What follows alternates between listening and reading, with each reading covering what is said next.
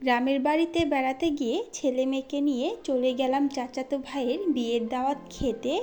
বিয়ে খাওয়া শেষ করে মায়ের সাথে চলে গেলাম মেলায় ঘোরার জন্য। সবই থাকছে আজকের এই ভিডিওতে। হ্যালো এভরিওয়ান, আসসালামু আলাইকুম। আশা করছি আপনারা সবাই ভালো আছেন। আলহামদুলিল্লাহ, আল্লাহর রহমতে আমরাও ভালো আছি। সকালে ঘুম থেকে উঠে মায়ের সাথে চলে গিয়েছিলাম শপিং করার জন্য।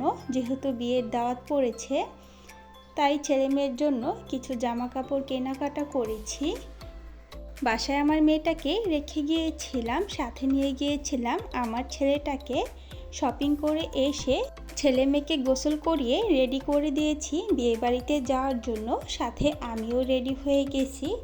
বাসার সবাই মিলে একটা অটো গাড়ি ভাড়া করে চলে আসলাম বিয়ে খাওয়ার জন্য। বিয়ে বাড়িটা এই মসজিদটার পাশেই। এই মসজিদটার নাম হচ্ছে ভাঙ্গা মসজিদ। এখানে বাচ্চাদের সিন্নি মুখে দেওয়া হয়। বাচ্চাদের 5 মাস বা 6 মাস হয়ে গেলে মসজিদের ইমাম দিয়ে বাচ্চাদের মুখে প্রথম খাবার দেওয়া হয়। আমার ছেলেটাকেও কিন্তু এই মসজিদ থেকে মুখে ভাত দিয়েছিলাম।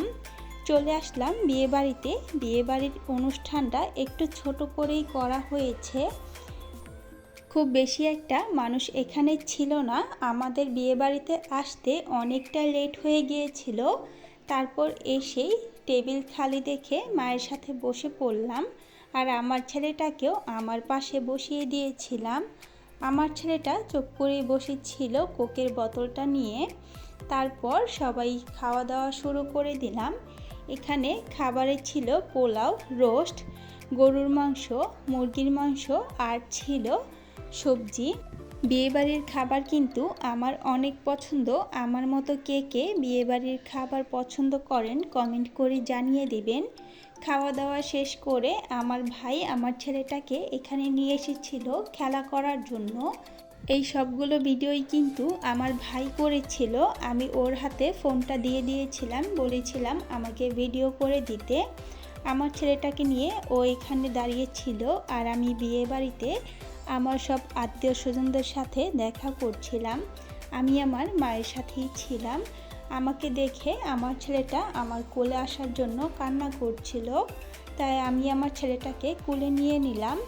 তারপর এখানে অনেকগুলা বাইক দেখে সে তো বাইকে ওঠার বায়না ধরলো।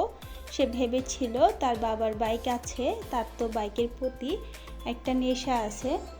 বিয়ে বাড়ি থেকে কিছুটা দূরে একটা মেলা বসেছে। এই মেলাটা প্রতি বছরই এখানে বসে। এটা একটা বড় খেলার মাঠ। এখানে প্রতি বছর 3 দিন মেলা হয়ে থাকে। আজকে থেকে এই মেলাটা শুরু। আমরা চলে গেলাম বিয়ে বাড়ি থেকে সরাসরি মেলায় গিয়ে দেখতে পারলাম এখানে মেলাগুলো এখনও সাজানো হয়নি। সবগুলো দোকান বসে নাই, শুধুমাত্র দোকানগুলো সাজানো হচ্ছিল। আমার মায়ের সাথে অনেকটা সময় এখানে ঘোরাঘুরি করে নিলাম।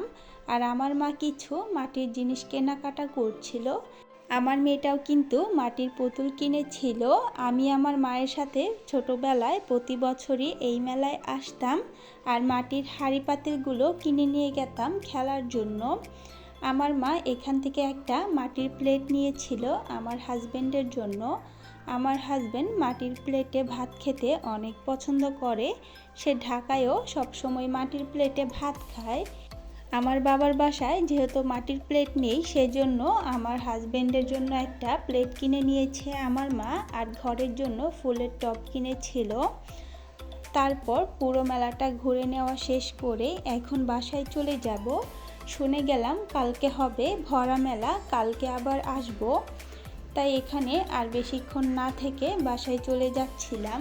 আর আমার ছেলেটা মেলায় আসার পরই আমার কোলে ঘুমিয়ে পড়েছিল। মেলার এই ভিডিওগুলো কিন্তু আমার ভাই করে দিয়েছে। আজকের ভিডিওটা ছিল এই পর্যন্তই। সবাই ভালো থাকবেন। আল্লাহ হাফেজ।